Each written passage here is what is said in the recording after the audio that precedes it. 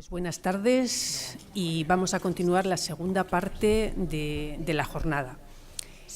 Después de que Joan nos ha hecho un planteamiento global de la situación, queríamos de alguna forma dar voz a protagonistas que están en el aquí y en el ahora, que están en la primera línea de los diferentes servicios y que por lo tanto tienen una mirada privilegiada y atenta a todo lo que está sucediendo con el tema de la crisis y con el tema de la salud y la crisis.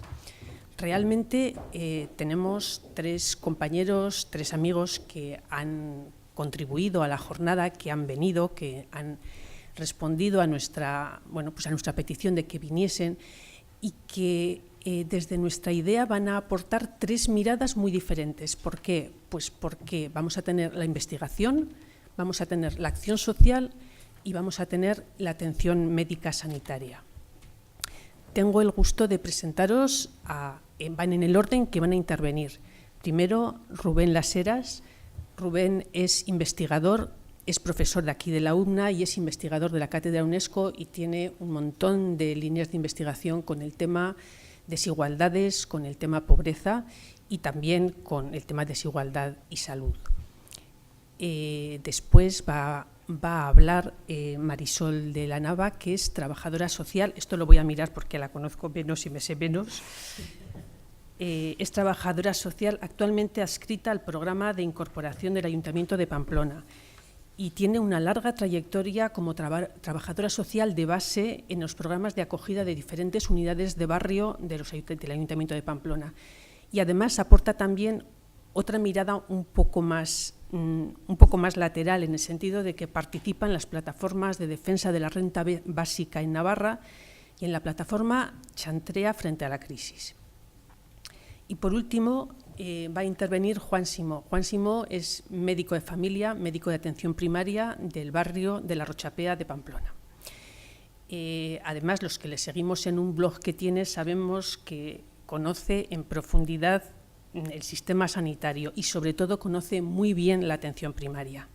Yo creo que las tres visiones van a ser muy complementarias y de alguna forma nos van a permitir hacernos un dibujo bastante real de lo que está sucediendo en este momento en Navarra con el tema de la salud y la crisis. Entonces, si os parece, les voy dando, ya no les voy a volver a presentar, sino que irán entrando. Rubén, si queréis os bajáis.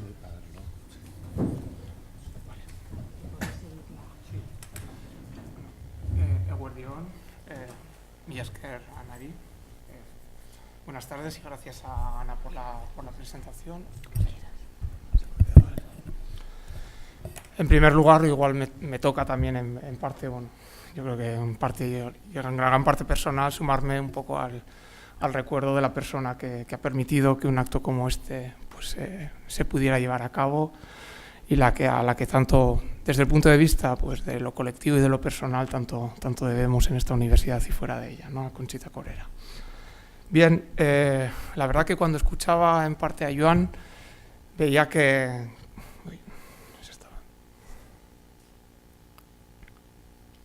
solapando. Vale.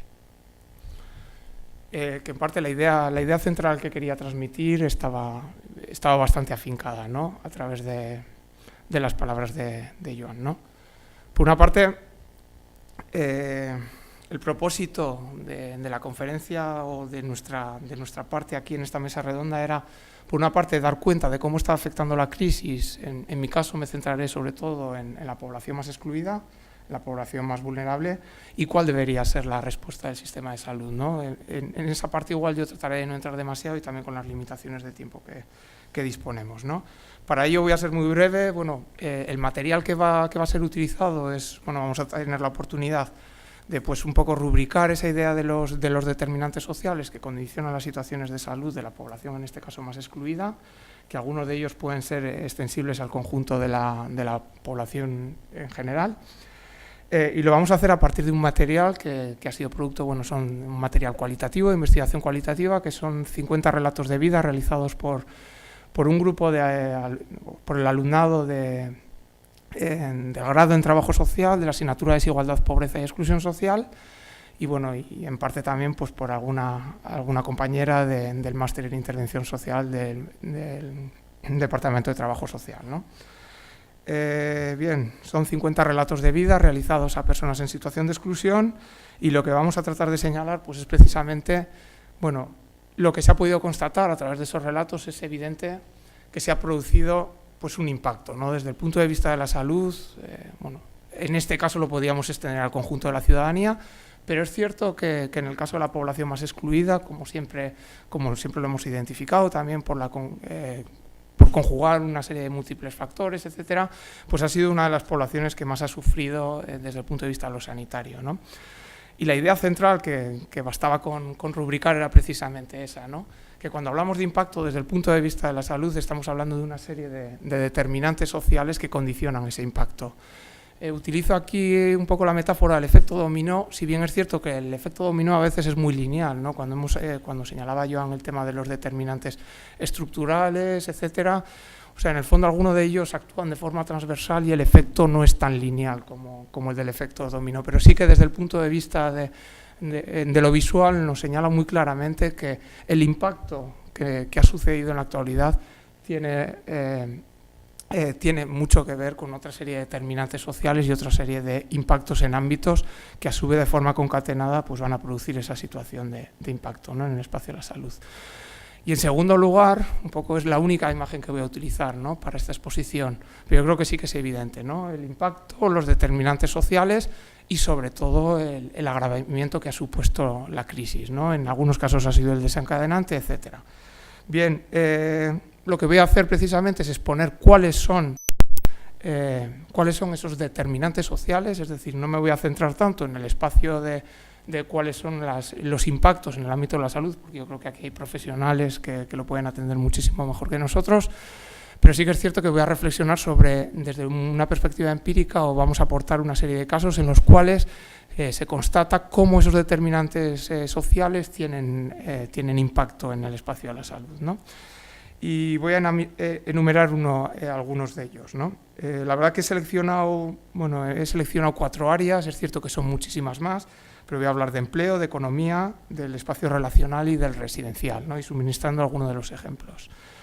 Bien, con respecto al empleo, yo creo que se ha señalado previamente y es un poco el que es más extensivo y el que es más conocido, ¿no? Por la mayoría. Una situación de desempleo e inactividad, generalmente, ¿qué es lo que suele producir en el espacio del impacto de la salud? Pues bueno, los episodios de depresión, ansiedad, etcétera, ¿no? Alguna de mis aportaciones o de las aportaciones que hemos logrado a través de estos relatos vamos a tratar de leerlos por dar esa visión más empírica, ¿no? De primera mano del discurso. Esto de ver que no te sale ningún trabajo por ningún lado es malo. Sabiendo que se acaba el paro, estás en casa y te dan, yo pienso que depresiones, ¿no? Estás solo, te da que pensar, te pones a llorar, no ves la cosa clara, ¿no? O sea, es una serie de discursos que hemos recogido en los cuales se ve muy claramente cuál es el impacto a nivel personal, a nivel emocional, que genera o que empuja esos escenarios de depresión, ansiedad, etcétera, ¿no? Otra de las situaciones que se ha producido o que se ha producido entre muchas que pueden ser asociadas al espacio de lo laboral es el tema de los consumos, ¿no? El inicio de los consumos o las recaídas en los consumos, etcétera, ¿no? Muy ligado a esa situación de inestabilidad que deviene tras la pérdida del empleo. Bien, es muy importante que cuando hablamos esta era la anterior, que cuando hablamos del empleo, en esas 2 líneas que ya Joan yo creo que remarcaba muy bien pero que no debemos dejar de atender, que estamos hablando de 2 ámbitos o 2 líneas de impacto principales. Por una parte, la más conocida y la más extendida es la de la pérdida del empleo, ¿no? que es cierto que es la que ha tenido una mayor visibilidad, pero la otra, que no es menos importante, es los procesos de precarización de las condiciones del empleo, ¿no? Es más, casi en el colectivo objeto de estudio o sujeto de estudio con el que nosotros hemos trabajado, los procesos de precarización de las situaciones laborales, o sea, son sumamente evidentes, ¿no? Ponemos algún ejemplo de ello. La participación en la economía sumergida, ¿no? En las actividades irregulares. En muchos casos lo reflejaba muy claramente. ¿A qué conlleva eso, ¿no? La existencia de no tener un seguro, etcétera, pues a hechos como la imposibilidad de cogerse una baja, ¿no? O sea, el verse forzado a acudir a... No podemos hablar ni siquiera del centro de trabajo, pero sí que a desempeñar las actividades laborales, ¿no? Trabajaba en negro y me pasó factura porque me iba a trabajar con fiebre, ¿no? Uno de los múltiples ejemplos que podemos encontrar entre esta serie de relatos, ¿no? Otro de los casos, las actividades irregulares, ¿no? También la economía sumergida, ¿qué es lo que hemos identificado que provoca y que es también a veces evidente, ¿no? Pero yo creo que es interesante materializarlo, ¿no? Y ponerlo sobre la mesa? Un incremento de riesgo de accidentes y sobre todo accidentes que alguna de las personas entrevistadas nos señalaba que te cogen con el bolsillo vacío, ¿no? La inexistencia de ese seguro, la inexistencia de esa protección, y eso tiene que ver con las condiciones precarias del mercado laboral. En este sentido encontrábamos, ¿no? Estuve un año jodido, tuve fractura de vértebra de tibia y peroné y escachada la columna, casi me mata. No tenía ningún seguro ni nada, no era laboral, estábamos donde no tenía que estar. Pero fue durante el trabajo, ¿no? Es esa paradoja, estaba irregular, pero era la actividad productiva que le estaba reportando los ingresos, ¿no? Para la subsistencia del hogar. Bien, luego hay algunas otras que son un poco más, bueno, más evidentes también, ¿no? El hecho de depender de los ingresos, aunque sea de actividades irregulares, actividades pues más, lo que señalábamos, ¿no? De economía sumergida, etcétera, es precisamente también lo que lleva al mantenimiento de las condiciones penosas, ¿no? O sea, dependo de esos ingresos, aunque sean mínimos, y es mi única vía, mi única fuente de ingresos que me sirve para mantener la situación del hogar.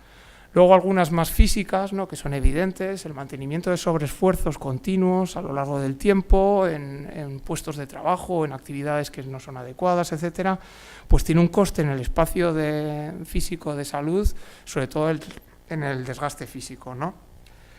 Empezamos a trabajar un poco y ya bien, pero de repente caí yo enfermo. Y empecé yo ya con unos vértigos y no hacía carrera. Cada 15-20 días iba la doctora de cabecera. En el cardiograma ya me vieron que tenía el corazón de todos estos años, tantos esfuerzos que había hecho, ¿no? Señala cómo a partir de esos sobreesfuerzos que había encadenado le había llevado a esa situación de dificultad desde el punto de vista cardíaco, ¿no? Luego, antes de pasar al espacio de la economía, hay un aspecto que también es importante, ¿no? Por eso decía que no estaba muy convencido con la metáfora lineal del efecto dominó, porque también a su vez en este caso está representado el impacto sobre el espacio de la salud, pero hay aspectos de la salud que también retroalimentan los determinantes sociales que vienen detrás, ¿no? Por ejemplo, problemas de salud que dificultan la inserción laboral, es decir, es una concatenación de efectos, es una pescadilla que se muerde la cola, ¿no? En el sentido de, a raíz de que caí enferma, también hay que decirlo, todo ya no podía trabajar, caí muy mal de la columna, es decir, cómo esa misma incapacidad, esas dificultades desde el punto de vista de la salud imposibilitan una inserción laboral o, como señalan, por mi enfermedad no encontraba un trabajo estable, ¿no? O no puede acceder a un trabajo de calidad, que no sea precario, etcétera, ¿no? Este aspecto es importante, es decir, hay determinantes sociales que influyen en el estado de salud, pero también el estado de salud alimenta o retroalimenta determinados determinantes sociales que vuelven a ser agravantes sobre el estado de salud, ¿no? Y eso es importante. En el espacio de la economía, bueno, aquí también hay dos direcciones, ¿no? Pueden ser, por una parte, la pérdida de ingresos provenientes del ámbito laboral, que es un poco el que también identificamos muy claramente, pero por otro lado, esos escenarios en los cuales los ingresos son insuficientes, ¿no? Ya sea por trabajos precarios o por un sistema de protección que no garantiza suficientemente unos ingresos mínimos, etcétera. Tenemos una serie de realidades, ¿no? Como los ingresos insuficientes, y yo creo que es el elemento más sangrante y que también es el más visual, pues producen situaciones de sin recursos, o sea, la imposibilidad de acceder a recursos alimenticios, ¿no? Y es muy claro, ¿no? Si yo acudía al comedor social, al comedor 365, he tenido que tirar de eso. Y de hecho seguramente tendré que tirar, porque la última vez que estuve aquí con la trabajadora social me dijo que me encontraba muy desmejorado. Y es que esa semana había comido 2 botes de lentejas. Eso es lo que había comido, porque no había, ¿no? Un ejemplo muy claro de cómo la escasez de recursos económicos impide el acceso, ¿no? Nada más que el acceso a los recursos alimenticios. Luego esos ingresos insuficientes también generan una alimentación insuficiente, ¿no?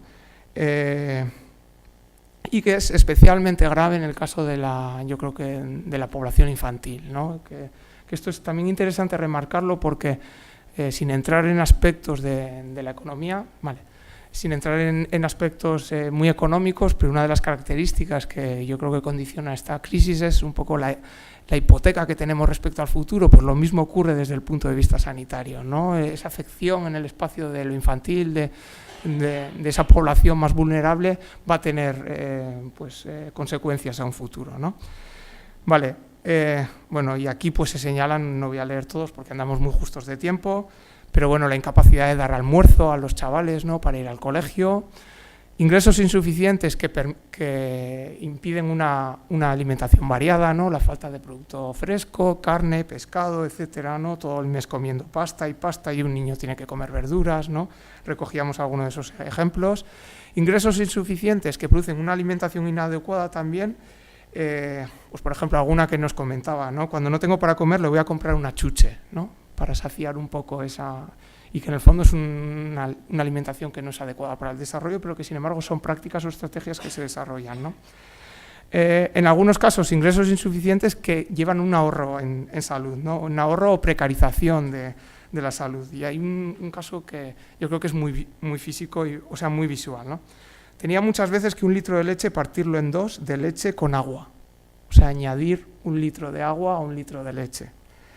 Y a mi hijo andaba que se caía porque no tenía muchas vitaminas, porque no comía adecuadamente, ¿no? O sea, esas estrategias de multiplicación, ¿no? Incluso era una especie, a veces utilizábamos el concepto de la magia de la multiplicación, ¿no? Esas estrategias que en el fondo revierten en cómo es la condición del estado de salud, ¿no? Ingresos insuficientes para costear medicamentos, yo creo que lo podemos pasar rápido porque lo entendemos perfectamente. Pero otros gastos asociados, ¿no? También alguna persona nos señalaba, pues tengo que hacer el tratamiento y tengo que hacer rehabilitación y tengo que desplazarme al Cano, ¿no? O sea, tengo que ir a la clínica Obarmin y eso lo que me supone de gastos de autobús, etcétera. O sea, nos señalaba muy claramente, ¿no? Bien, el clásico no acceso a determinados servicios, como el dentista, que luego tiene una serie de impactos. Y luego también ingresos insuficientes, dificultades de transporte, ¿no? Alguno de los casos nos contaba, por ejemplo, cómo no podía pagar el autobús escolar y tenía que llevar a los críos durante 4 o 5 kilómetros sufriendo las inclemencias, y nos hablaba muy claramente de una serie de ingresos que le habían llevado por los catarros que habían cogido en el trayecto, ¿no? Vale, luego desde el punto de vista relacional, ya estoy acabando con eso. Bueno, aquí también se revierte el orden, ¿no? O sea, que también hay impactos, porque hay determinadas familias que igual no tienen grandes problemas económicos o andan muy justos, pero sin embargo, cuando se concentran problemas o afecciones desde el punto de vista de la salud, se concentran también en la necesidad de invertir en medicamentos, etcétera, y eso sí que puede suponer una alteración en la economía doméstica. Vale, desde el punto de vista relacional, muy rápido, lo que supone la falta de relacional, que eso en el caso de las personas de origen extranjero es muy claro, ansiedad, depresión, extrañamiento, etcétera, que tiene unas implicaciones muy fuertes a la hora de conciliar el sueño, etcétera, o de hacer frente a las dificultades cotidianas, ¿no? Y la falta de red de apoyos es muy importante. Por ejemplo, cómo nos señalaban determinadas personas que evitaban los ingresos hospitalarios porque no podían dejar a cargo de ninguna otra persona el cuidado de sus hijos, etcétera, ¿no? Y cómo, a su vez, eso implicaba una automedicación y ellas mismas o ellos mismos eran conscientes de que suponía un empeoramiento de las condiciones, ¿no? Desde el punto de vista residencial, yo creo que es bastante evidente, es un tema también muy candente, lo que ha supuesto los procesos de pérdida de vivienda, de desahucios, desde el punto de vista de depresión, ansiedad, etcétera. Pero también aquí hay una doble dimensión, las condiciones precarias de habitabilidad que generan pues, que determinadas personas pues, no tengan suficientes ingresos para encender la calefacción, etcétera, y lo que supone desde el punto de vista, identificábamos muy claramente las afecciones de catarros, etcétera, ¿no? El tema de las humedades, etcétera. Bien, sin más, era un poco lo definitivo, que existía esa relación evidente, ¿no? Esa era la idea central que quería transmitir, y luego esa serie de concatenaciones que se producen entre esos determinantes y los efectos que tienen en el espacio sanitario. Y quería nada más, para terminar, incluso dejando para el tema de las posibles propuestas que podremos retomar si es posible luego, leer un caso concreto en el que creemos que se materializa muy bien cómo se dan estos procesos, ¿no? de impactos sucesivos que afectan en el estado de salud y a su vez cómo el estado de salud puede resultar o puede afectar a otros ámbitos determinantes, ¿no? Antonio es un navarro de 46 años, casado y padre de 3 hijos de 8, 6 y 4 años respectivamente, residente en un barrio obrero de Pamplona. Hasta el año 2009, Antonio se dedicaba al sector de la compraventa de coches, esporádicamente a la venta de chatarra y, de manera más habitual, a la venta ambulante. La combinación de estos trabajos le reportaba ingresos suficientes, pero carecía de seguro social. Este año Antonio es diagnosticado de una diabetes que con el paso de los años se ha ido agravando y actualmente le afecta a la vista y al riñón. Debido a la enfermedad y al empeoramiento también de un problema de movilidad previo, este ya no puede desarrollar actividades económicas como lo hacía antes, por lo que progresivamente ha visto reducidos de manera considerable sus ingresos. Ante esta situación, Antonio acudió a una entidad social que le animó a solicitar una prestación no contributiva por invalidez que complementa actualmente con la renta de inclusión social, que es la principal fuente económica del hogar. A pesar del alivio que supuso para su familia la tramitación del complemento de la RIS y el apoyo de la entidad, tanto él como su mujer reconocen que es una medida transitoria, por lo que quieren incorporarse al mercado de trabajo. Sin embargo, la enfermedad de Antonio y la baja formación e inexistente experiencia laboral previa de su mujer hacen poco viable esta opción en un momento laboral como el actual. La vulnerabilidad estructural en la que habitan Antonio y su familia se ha agravado por la enfermedad de este. Y aunque cuentan con algunos apoyos, la entidad y el apoyo emocional de familiares, las condiciones de vida del hogar presentan importantes carencias en materia residencial, vivienda sin calefacción ni lavadora y riesgo de privaciones, especialmente agravantes por la presencia de 3 menores en el domicilio. Como efecto de esta realidad, Antonio y su familia subsisten debido a la percepción de la RIS. Sin embargo, Antonio es privado de tratamientos médicos como el calzado ortopédico, que mejoraría su movilidad debido al coste inasumible de este. Si bien su situación vital siempre se ha movido entre los espacios de inestabilidad y precariedad, la enfermedad de Antonio ha restado autonomía al hogar, por lo que transmite miedo y preocupación al escenario, no muy lejano en que agoten los meses de RIS y no encuentren oportunidades de reincorporarse al mercado de trabajo, a pesar de sus deseos de hacerlo. Yo creo que es un relato que concentra muy bien todos los aspectos que hemos señalado, ¿no? Y que enfatiza precisamente esa ligazón evidente y esos procesos concatenados que existen entre los determinantes sociales y el estado de salud. Y eso sería todo. Y Esker, muchas gracias. Gracias, Rubén.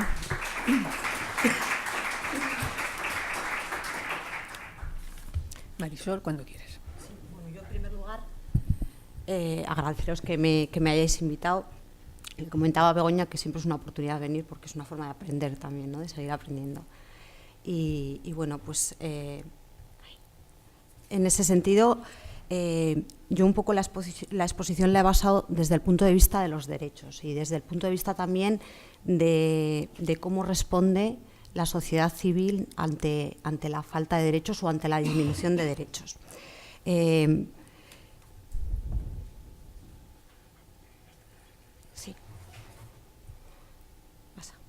La Declaración Universal de Derechos Humanos y el Pacto Internacional de Derechos Económicos, Sociales y Culturales reconoce la salud como un derecho inalienable e inherente a todo ser humano. La OMS declara que el derecho a la salud significa que los gobiernos deben crear las condiciones que permitan a todas las personas vivir lo más saludablemente posible.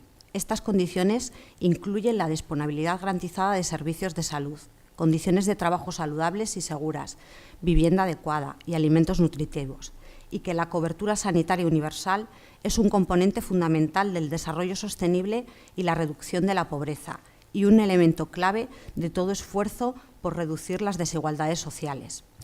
La cobertura universal es el sello distintivo de un gobierno determinado a mejorar el bienestar social de todos sus ciudadanos. Repasando estas condiciones y aterrizándolas un poco en la situación actual de Navarra, en cuanto a la disponibilidad garantizada de servicios de salud y a la cobertura sanitaria universal, tenemos que decir que hemos presenciado en los últimos años cómo a nivel estatal se ha perdido la universalidad de la atención y además cómo esto está afectando precisamente a las personas en situaciones más vulnerables. Un ejemplo claro es el de las personas inmigradas que no tienen permiso de residencia y que hoy en casi la mayoría de las comunidades autónomas no tienen derecho a la cobertura sanitaria. Por el momento en Navarra, la legislación, tras haber levantado parcialmente la suspensión, el Tribunal Constitucional sí garantiza la asistencia a los ciudadanos inmigrantes en situación irregular, pero parece necesario continuar defendiendo la universalidad y un sistema público de salud. Esto es evidente porque se ha deteriorado muchísimo el mismo. el tema de los copagos, la privatización de servicios, recortes del personal público en los centros de salud, disminución de presupuestos dirigidos a subvencionar actuaciones llevadas a cabo hasta ahora por asociaciones que trabajaban con pacientes o con sus familias, el VIH, fibromialgia, el Parkinson, la disminución de servicios de urgencias rurales, etcétera. Este sábado mismo pasado hemos presenciado, hemos visto en la calle a la gente convocados por la Plataforma de la Navarra de Salud demandando un sistema sanitario público y de calidad. En su comunicado final nos decían que demandaban y abogaban por un sistema sanitario público, universal y participativo, que busque la eficacia desde su desarrollo y mejora, un sistema que cubra con calidad la salud bucodental, mental, laboral y sexual y que fomente la investigación, que se centre en la sanidad primaria. En definitiva, un sistema sanitario que sea un agente activo para las desigualdades sociales en salud. Cuando buscamos la siguiente condicionante, ¿no? El siguiente condicionante que decía la OMS, que son las condiciones de trabajo saludables y seguras, y 2 años después de la reforma laboral, tenemos que decir que los efectos que anunciaban no son los que al final se han conseguido, y los datos son bastante negativos. Menos empleo, más paros, despidos más baratos, más precariedad para quienes trabajan, menos cuantías en las prestaciones de desempleo, una devaluación salarial, recortes en los subsidios, incremento en la edad para acceder al subsidio de mayores de 52 a mayores de 55. En definitiva, parece que se aumenta la precariedad laboral a la par que la pobreza y las desigualdades sociales se incrementan. Otra vez, la Asamblea de Personas Paradas y Precarias de Navarra denunció en la concentración del pasado 1 de mayo que había en Navarra 53.800 personas en desempleo y que cada vez el trabajo es más precario, de baja calidad y sujeto a temporalidad. Es decir, trabajo a tiempo parcial y salarios más bajos, con la consiguiente inestabilidad social y personal. Exponían que el 55% de los desempleados de Pamplona no cobraban prestación y que el 40% de ellos lo eran de larga duración. Representantes de los profesionales de los servicios sociales de base acudieron al Parlamento de Navarra en noviembre del 2012 para reclamar una mayor partida presupuestaria para el programa de empleo social protegido, ya que, según expusieron, de los 6 millones presupuestados en el 2011 para esa partida, se redujeron en 2012 a 4,2 millones y de esos solo se ejecutaron 3,8 millones, mientras que para el 2013 se habían presupuestado 1,8. Todos los grupos parlamentarios se mostraron en ese momento de acuerdo en la importancia de este programa e incluso algunos de ellos se comprometieron a defender el incremento de la dotación presupuestaria para el mismo. Sin embargo, en una nueva comparecencia el pasado mes tuvimos que recordarles a los señores parlamentarios que no se habían cumplido tampoco esos compromisos y que las reducciones no solamente se habían estabilizado, sino que se habían incrementado. Les transmitíamos un poco como profesionales de los servicios sociales la importancia de ese programa para avanzar en los itinerarios de incorporación sociolaboral de las personas que acudían a nuestros servicios. Bueno, en cuanto al tema de la vivienda, decir que el artículo 47 de la Constitución española recoge el derecho a disfrutar de una vivienda digna y adecuada. Y precisamente parece que también recoge el tema de impedir la especulación, y para impedir la especulación y garantizar el derecho a esta vivienda digna, de acuerdo al cometido social que en una situación de emergencia económica y social delimita el derecho a la propiedad privada, en junio del 2013 se aprobó en el Parlamento una ley de medidas urgentes para garantizar el derecho a la vivienda en Navarra. En ella se preveía la posibilidad de embargar con carácter temporal hasta 5 años las viviendas de las entidades bancarias en proceso de desahucio, para que las familias afectadas puedan permanecer en el inmueble durante ese periodo, abonando un alquiler social que no supere el 25% de sus ingresos. Sin embargo, la aplicación de esta ley está suspendida hasta que resuelva el Tribunal Constitucional el recurso interpuesto por el Gobierno estatal. Pero parece que los desahucios no se han limitado al tema de las viviendas en propiedad. A estas se han unido las viviendas en alquiler y, lo que es más grave, llegan ya a las viviendas de alquiler social. La Plataforma de Afectados por la Hipoteca de Navarra acudió el 6 de febrero a la Comisión de Fomento del Parlamento para exponer los abusos en vivienda de protección oficial de alquiler que afectan de forma especial a los más vulnerables. Solicitaban que se paralizaran todos estos desahucios y que se cambiaran de manera sustancial las políticas de vivienda de protección de alquiler del Gobierno de Navarra. El hecho de que los desahucios estén afectando ya a las viviendas de protección oficial es significativo, porque implica que ni siquiera las viviendas protegidas por los poderes públicos, en esas viviendas ni siquiera los ciudadanos tienen la seguridad de que pueden permanecer. Esto es más grave si se tiene en cuenta además las dificultades que tienen para poder acceder a ellas, porque hay unos requisitos que son a veces muy considerables, ¿no?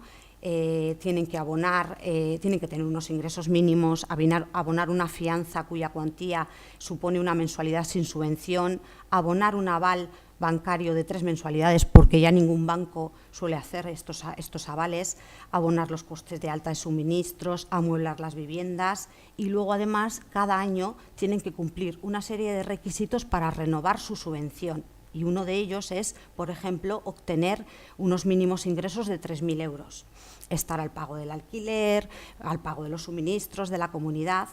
Pero es que además, y por si fuera poco, no tienen tampoco garantía de que pasados los 5 años y últimamente 3 años de duración de estos contratos puedan seguir renovando los contratos, porque la promotora, ya sea pública o privada, gestiona unilateralmente la decisión de continuar o no con estos contratos. En cuanto al tema de alimentos nutritivos, antes de garantizar alimentos nutritivos hay que garantizar que las personas y familias dispongan de alimentos para cubrir sus necesidades básicas. Y en este tema sí que se ha entrado en una guerra mediática de datos. El consejero de Política Social anunciaba el pasado mes de noviembre del 2013 junto a Cruz Roja y al Banco de Alimentos de Navarra, cuando presentaban el diagnóstico de la inclusión social, que más de 60.000 personas en Navarra están frente al umbral de la pobreza, lo que representa un 9,7% de la población foral. El pasado mes de marzo, Cáritas anunciaba que España es el segundo país con más pobreza de Europa, después de Rumanía, y que la pobreza infantil alcanza el 29,9%. Esta noticia estuvo acompañada de las críticas del propio ministro Montoro, que declaraba que estas cifras no se correspondían con la realidad. De nuevo, en abril de este año, el consejero destaca en la prensa que en la comunidad foral un 13,3% de la población se encuentra en situación de riesgo de exclusión, alrededor de 85.000 personas, situando así a Navarra en el puesto número 14 de Europa, cuando el pasado año el riesgo de pobreza alcanzaba el 15,4% y Navarra se situaba en el puesto 31. La prensa acompañaba estos datos con los facilitados por Cáritas de Pamplona del pasado año, donde decía que había atendido a 7.000 unidades familiares que carecían de recursos para llevar una vida normalizada y aseguraba que cada vez eran más numerosas las unidades familiares en situación de riesgo de exclusión y de pobreza con menores a su cargo. También recordaba a la prensa estudios recientes de esta universidad en la que se cuestionaba la actual política social y económica de Navarra, donde la sociedad se polariza al incrementarse el número de personas muy pobres y muy ricas en detrimento de las clases medias. Si no se están creando las condiciones para que las personas vivan lo más saludablemente posible, ya que según lo repasado hasta ahora podemos decir que la actual situación del mercado laboral y las políticas de empleo y austeridad que se vienen aplicando en los últimos años han contribuido a incrementar las desigualdades sociales, podríamos esperar que esto se paliara a través de las políticas sociales más comprometidas. Sin embargo, a este guiso hay además que añadir el recorte también en estas políticas, por lo que el resultado es todavía más alarmante, porque lo único que se consigue es aumentar las divergencias y reamortizar al final la justicia social. Hemos visto recortado el derecho también a una renta básica para llevar una vida digna, para acceder a la cultura, a la vivienda, a los servicios, a la educación, a la sanidad y a la plena integración social en igualdad de derechos con los demás, cuando se transformó esta en la renta de inclusión social hace 2 años. La Plataforma en Defensa de la Renta Básica ha hecho público en varias ocasiones las consecuencias de dicho cambio. El colectivo de personas sin papeles se quedaba fuera, salvo en excepciones muy limitadas. Había que cumplir un requisito, en vez de 1 año de residencia en Navarra, de 2 años, se limitaba la perfección a 30 meses, se reducían las cantidades entre un 15 y un 31% dependiendo del tiempo que la persona llevara percibiendo la ayuda. Bueno, en definitiva, un recorte importante. Es curioso, además, que en la última modificación que se aprobó de esta ley, los grupos parlamentarios que la aprobaban, en la exposición de motivos que hacían, reconocían que la crisis que sufrimos se manifiesta en la constante destrucción del empleo y en el incremento de las tasas de paro, sin que las medidas aplicadas por los gobiernos competentes estén generando los efectos previstos y anunciados, y que se ha producido una precarización de las condiciones laborales, dando lugar a los denominados trabajadores pobres. También se mencionaba que la reducción de los ingresos trae consigo dificultades para pagar hipotecas, impagos, posibles desahucios, problemas en el ámbito de la salud y en las relaciones interpersonales y familiares. Todo ello agudizado por la prolongación de la crisis y la escasez de oportunidades. El diagnóstico estaba bien hecho. Lo que no se entiende es luego el desarrollo de la ley, ¿no?, con esa exposición. Pero además hemos visto también lo denunciado por la Plataforma en Defensa de la Dependencia en Navarra y corroborado también por los profesionales de los servicios sociales de base. Recortes en el sistema de atención a las personas dependientes, incompatibilidad de servicios, como por ejemplo de un centro de día con el SAT, congelación y recortes en las ayudas económicas para la atención a personas dependientes en sus domicilios y retroactividad en la aplicación de los derechos generados al obtener la valoración de la dependencia. Antes se hacían efectivos desde que se solicitaban y ahora después de la resolución, aproximadamente 6 meses después. Los recortes presupuestarios han afectado también a la disponibilidad de plazas públicas y concertadas en centros especializados diurnos y residenciales. Se han eliminado las ayudas técnicas para la movilidad. Se han reducido subvenciones para asociaciones que trabajan en materia de discapacidad o dependencia.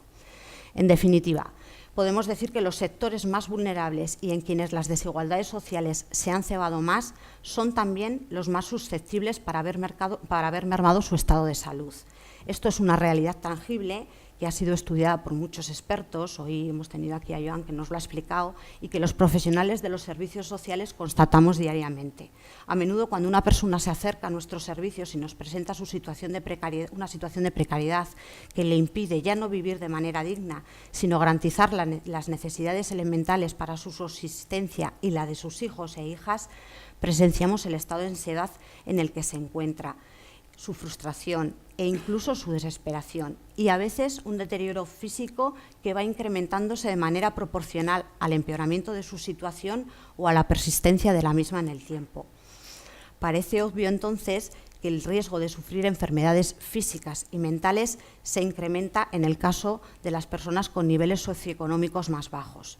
Y, sin embargo, los poderes públicos, a través de sus políticas sociales, no están contrarrestando estos efectos, los efectos de una crisis económica, social, laboral, a pesar de que los movimientos sociales y la sociedad civil, como hemos visto, sí muestran su preocupación y constantemente salen a la calle para denunciar la pérdida de derechos y reclamar una sociedad más justa en la que se reduzcan las desigualdades sociales. Incluso confluyen en varias ocasiones, y prueba de ellos, y ahí me vais a permitir que haga un poco de publicidad gratuita, es la concentración que se produce todos los martes primeros de mes, de Martes al Sol, a las 6 de la tarde en el Gobierno de Navarra, desde hace más de un año. Gracias. Gracias, Marisol.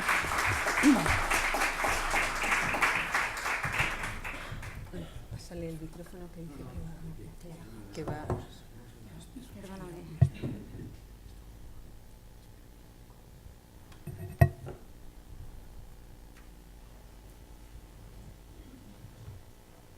Se me oye ahora, sí. Gracias a Begoña, a Pilar y a Ana por haberme llamado. Son las 3 personas que han contactado conmigo para estar aquí. Y gracias a ellas porque hacer esto ha servido para que aprenda.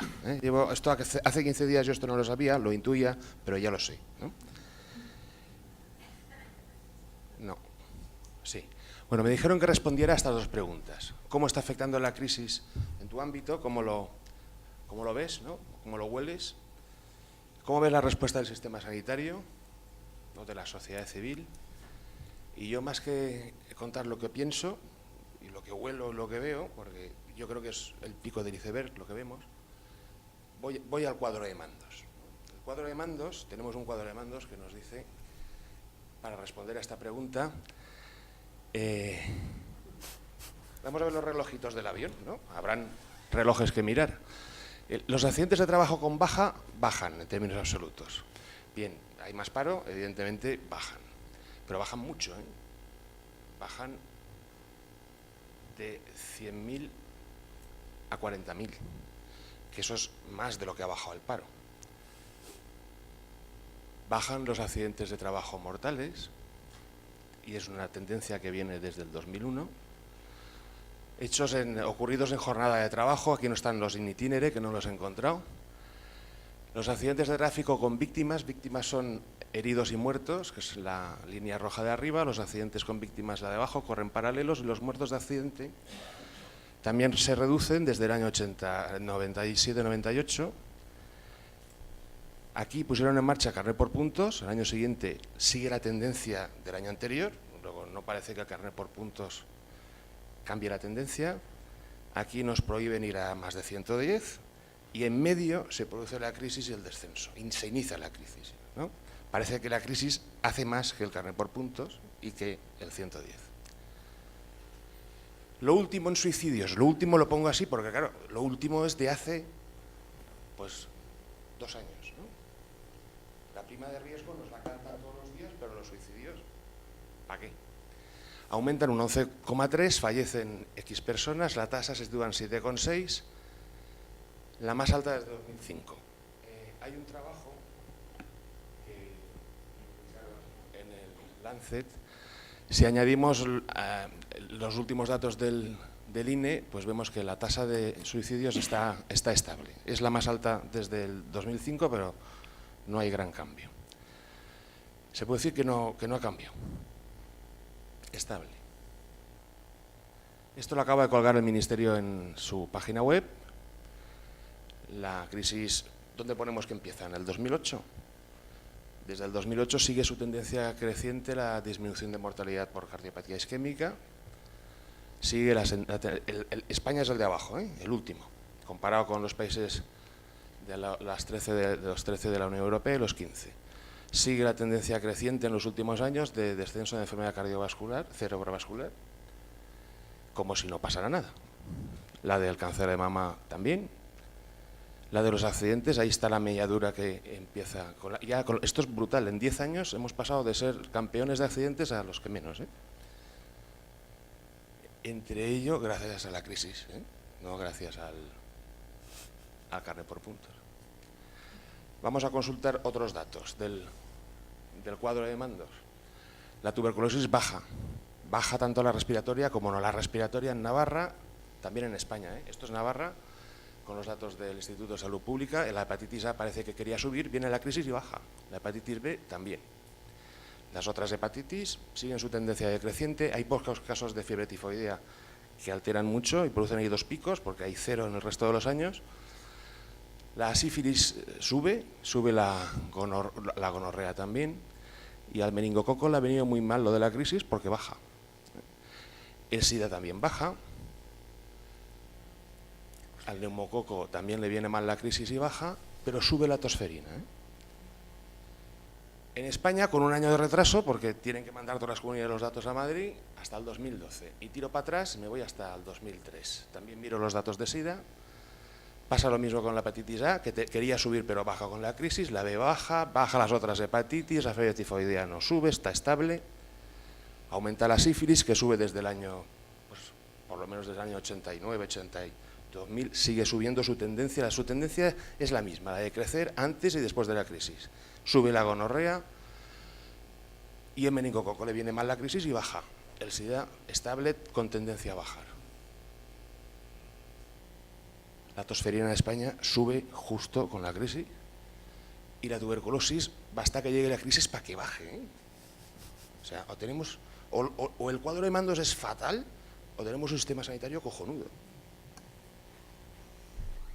Segunda pregunta, ¿cómo ves la respuesta que está dando el sistema de salud? Si vamos a las memorias del Servicio Navarra de Salud, la última se ha publicado la semana pasada, vemos que la frecuentación a urgencias, consultas por 1000 habitantes baja. Baja. A esto no les copagan por ir a urgencias. No van a urgencias. La gente va menos a urgencias.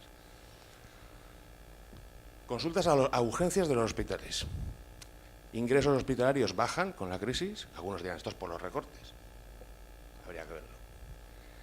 Las operaciones bajan. Puede que ahí tenga que ver algo, los recortes. Probablemente los recortes en, ¿cómo lo llaman? Las peonadas y eso, ¿no?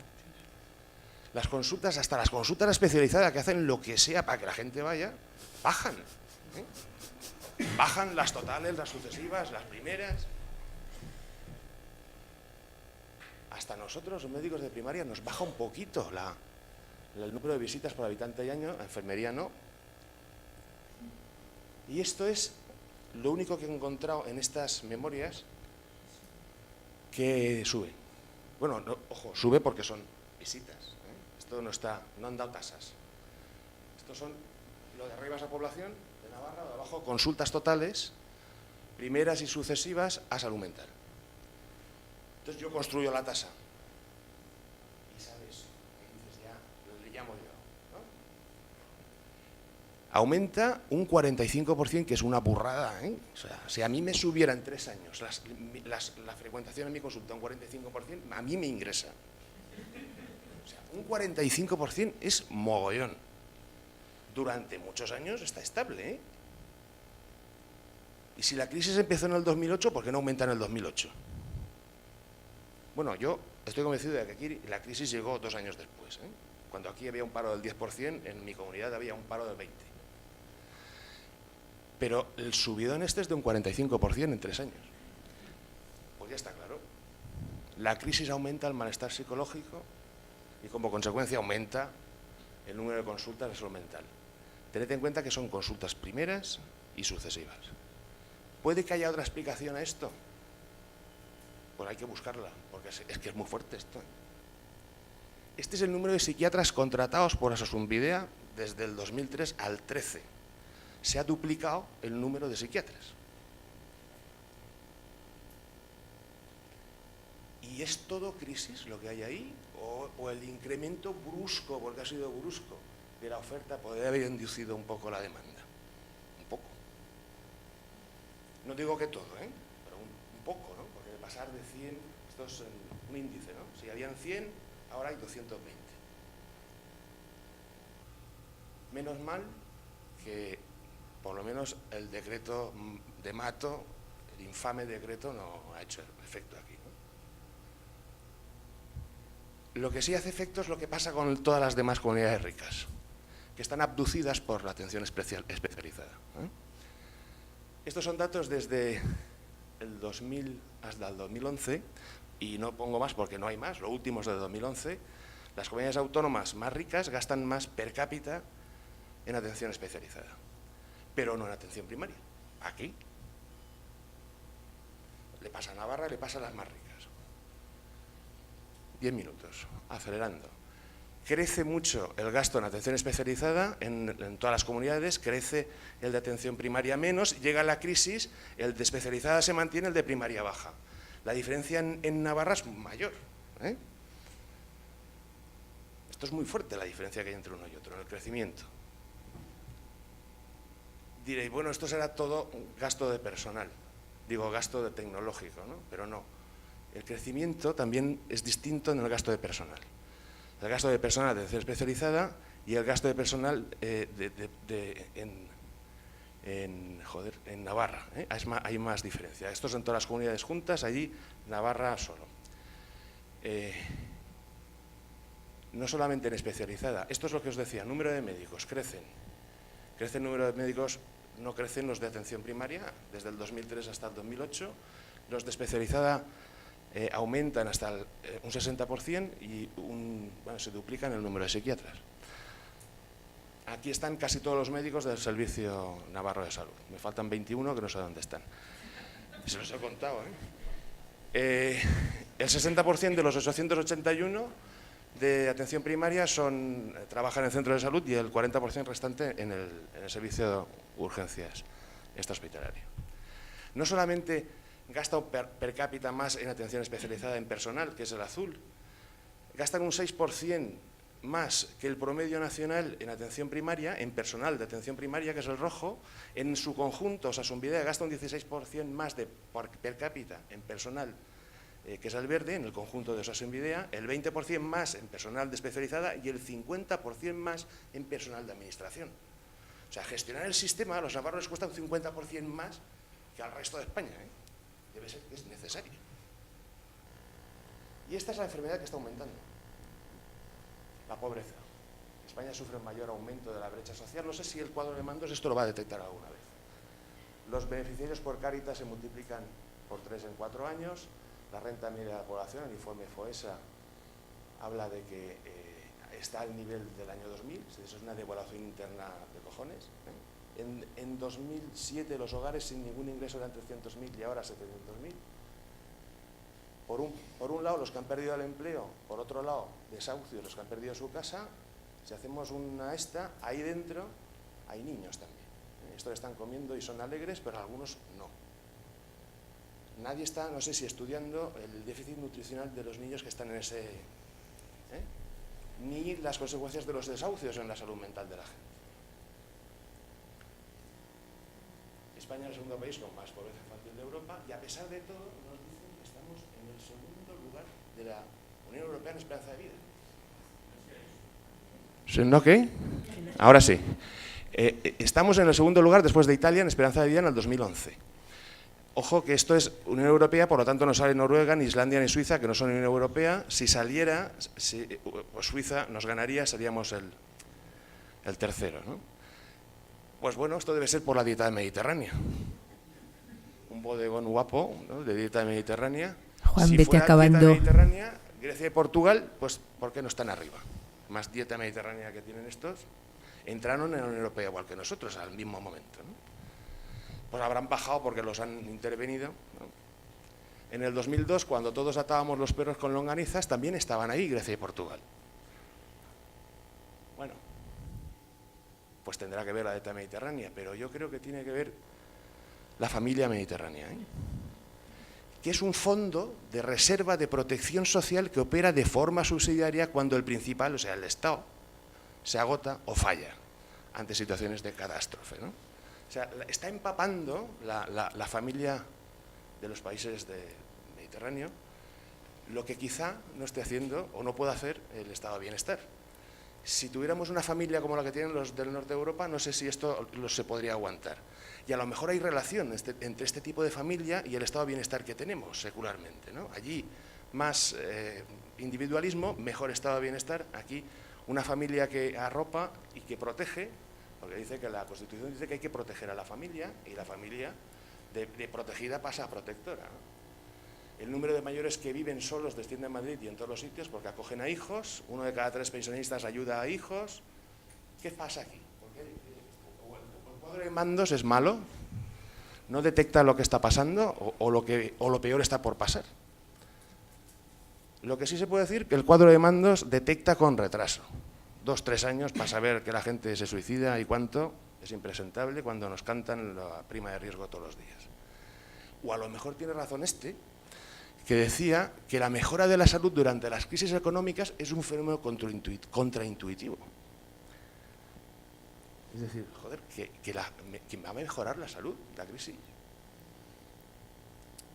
Pues lo ha estudiado, ¿eh?, en España, en Estados Unidos, en otros sitios, y dice que a partir de un determinado nivel de renta y desarrollo de los países, la recesión económica no empeora necesariamente la salud, puede que la mejore, especialmente si se cuenta con un sistema de protección social capaz de amortiguar los efectos más graves derivados de la reducción de ingresos por la pérdida de empleo.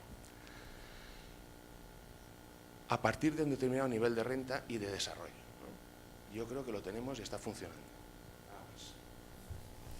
Muy bien.